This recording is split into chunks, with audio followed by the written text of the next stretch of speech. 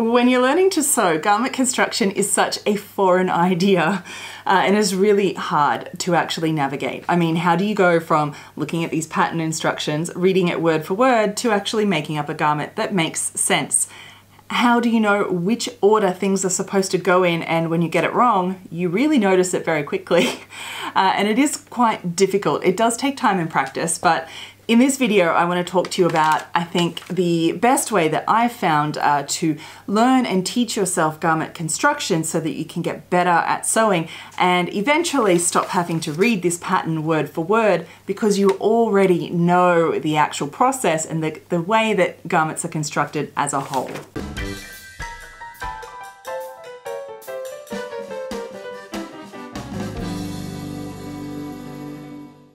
Welcome back, my friends. Thank you for joining into another video.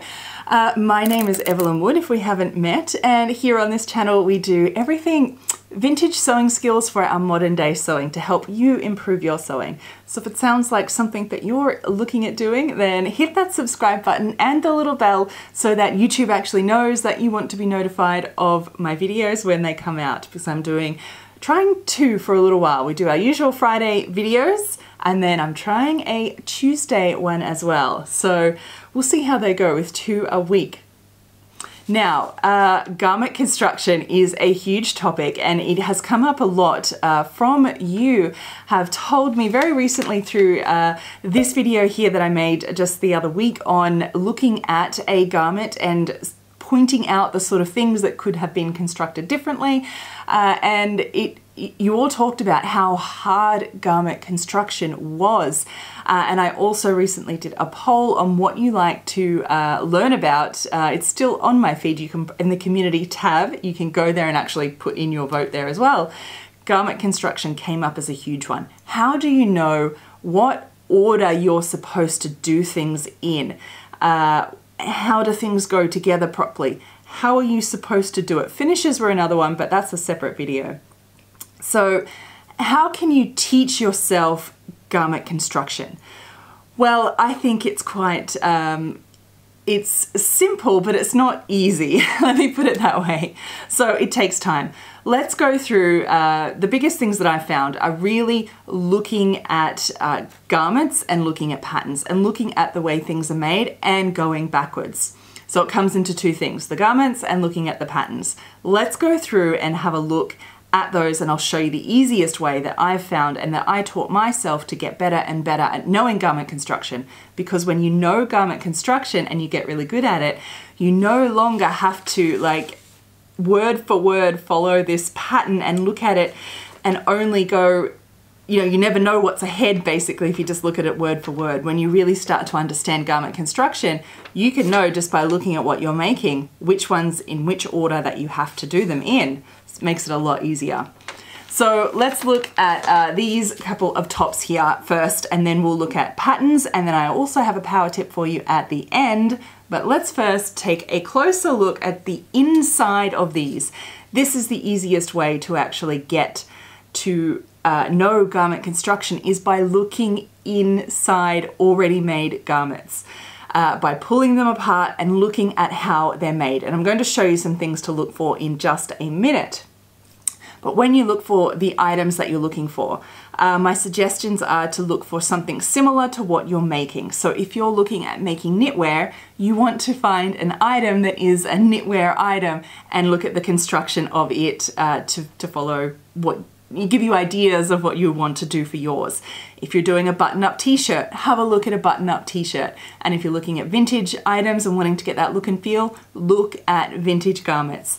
Now, I do actually recommend looking at vintage garments through anything, maybe not knitwear so much, but everything else, because they are made in a way that is more similar to the way that we construct things at home in our own sewing.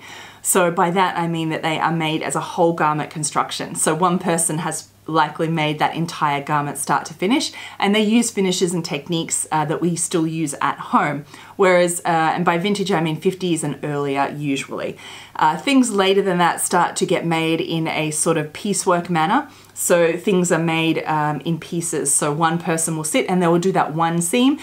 The whole 100 garments move across to the next person and they do, say, just the one cuff, and then it moves on to the next. That's called piecework. And so things are constructed differently in that way, and it is a bit different than what we do at home. So vintage garments are great for that reason. Whew. We all love vintage garments, right? Hopefully you can have a chance to actually inspect them, because that's how I got really good and learnt garments construction.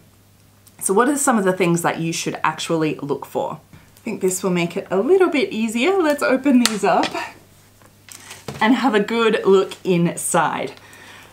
I always love, and of course it goes without saying, try and find the highest quality items that you can to actually look inside, because they're going to give you the nicest, wisest choice finishes that you could do at home as well, to look at how it's constructed. So when we look at the order of construction, you want to look at what seams were sewn first.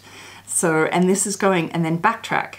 So you'll always see, if you look inside, particularly to have a look at is the underarm seam. So where your underarm and your sleeve seam, your side seam and your underarm seam join, it could be either sewn where you have your side seam is sewn all the way up, or it could be a set-in sleeve. So your sleeve is the last one done. So have a look at that particular join and you'll start to see whether it has a set-in sleeve or whether the side seam has been sewn up all in one. So there's two different construction methods there, and they give a different look, a different fit, a different feel.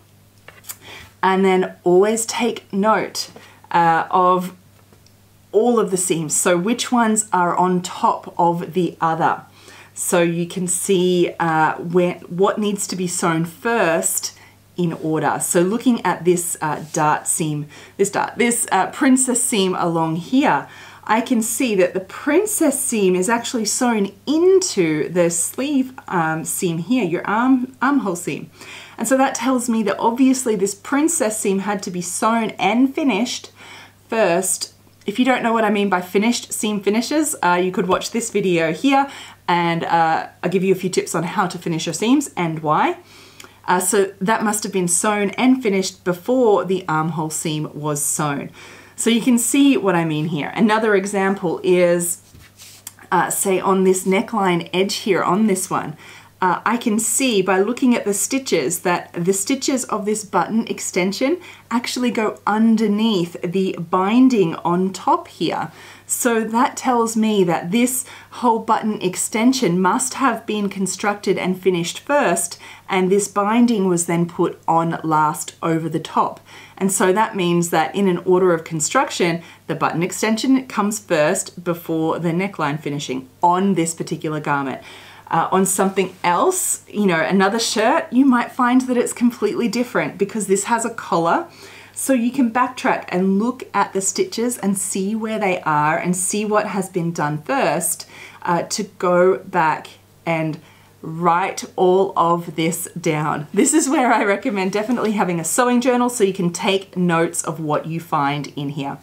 So some of the other things apart from seam direction to look at, which seams overlap each, is the seam direction. So you'll get to know which seams should actually sit in which direction, because when you look at garment after garment, you'll probably start to notice that they all have the seams going in the same direction. So these inner seams are always going to be pressed on the inside, and your side seams, you'll probably find that they're actually always pressed towards the back. And the same with your shoulders, you'll probably find that they are pressed towards the back too.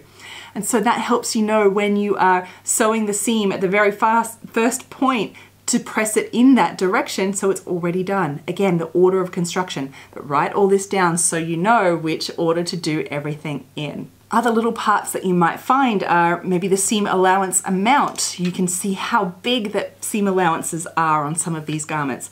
You can see what type of seam finishes have been used. So like on this garment here, did you notice that they have a beautiful French seam all the way down on every single seam except the armhole seam? It's overlocked. Why would they do that? I can tell you why, because doing a French seam on a curve like that armhole seam is really super duper hard, and generally you don't. You either do a bound seam or an overlock like this one. Would have been nicer to see a bound seam on this, but that's another story, another video for another day. So ask questions. Why do you think that they did that? If you look here on the splits of, you know, this sleeve and down the bottom, you'll see like they've actually had to cut the seam allowance here and open it up to allow for this little split to happen. So you know that you can backtrack, look at the stitching and figure out which of those stitches came first, when did they have to do that cut in order to get to this end place. And if you actually unpick it, you'll find out a lot more too. So that's where getting thrift store clothes and taking them apart really helps. And again, look for the highest quality items that you can, or vintage items. And I don't want you to unpick beautiful vintage items, but you can look at them and see what's going on quite easily. But it's really, really good to look inside and see those and write all of this stuff down. Definitely write it down. And so the other way to look at garment construction and start to get better is by looking at your pattern instructions. So take out any pattern envelope that you want. You can either be making this up as you go, or you can just get this out and do this as a little exercise. And I recommend that you do it on many, many, many different ones to really see what's going on. So every little pattern envelope here, you'll see on the instructions is they have little sections, and they're often in like sections of what needs to be constructed. And this is where looking at all this and make a list, actually write it out like this. So on this particular jacket piece, I can see that they are telling me to make the entire front and back first. So I've got the darts done, all the stay stitching, so it's like that front piece is done. And then the next little box here is continuing on with the pockets and everything, so that's finishing, that's still that whole flat piece first. And then we go into actually sewing the fronts and backs and sort of constructing a shell together. So first is like darts, tucks, pocket placements, all that sort of thing. Next is actually outer construction seams, shoulders, side seams. Then they're getting me to do the collar. Write that down. Then they're doing the facings, and we're preparing and actually then putting the facings on. So clearly we can't put the facings on before we have made the shoulder seams and the side seams, etc. And so when you go along and look at these boxes like this, and write them out what you're doing. So neckline finish, side seams, shoulder seams, pocket placements, set in sleeve, write it down, list it out. You don't even have to make this up, just look at it and list it out. You'll notice pattern after pattern, they all have a similar pattern that they follow, and you'll be doing the same kinds of things in that same order all the time. And you can then see how what you're doing in the pattern here is exactly what you're noticing in made up clothes as well, in the way and the order of things that they are done. And now the power tip here is, of course, that you need to read through the instructions when you're making up something. You need to read the instructions all of the way through first. So you need to get that sort of 10,000 foot view of the whole process of what you're doing for those tiny little steps in between to actually make sense. As a great example, just this week actually, one of my students from Vintage Sewing School has emailed me with a Q&A question for the monthly Q&A that we do. And was sort of stuck at a particular step in the pattern and sort of asked, what does this even mean? What am I doing here? And fortunately, she was switched on enough that she knew to actually send me pictures of all of the instructions, not just the tiny little one step. Because if she'd only sent that one little step, I wouldn't know what was probably going on either. The only way I was able to sort of figure out what was actually going to happen there was by looking ahead at the instructions and seeing what was going to happen to know, okay, I understand what's going on here.